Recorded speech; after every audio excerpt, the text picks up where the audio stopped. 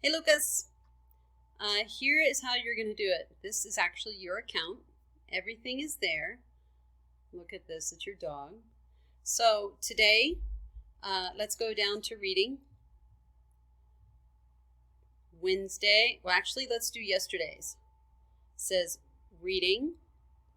Now listen, when you're in this section, you have to use, if you're using a Mac, your two fingers and scroll down. Or you can use a mouse. When I'm scrolling, you can see this bar here. So I'm scrolling down and there's your document. Okay.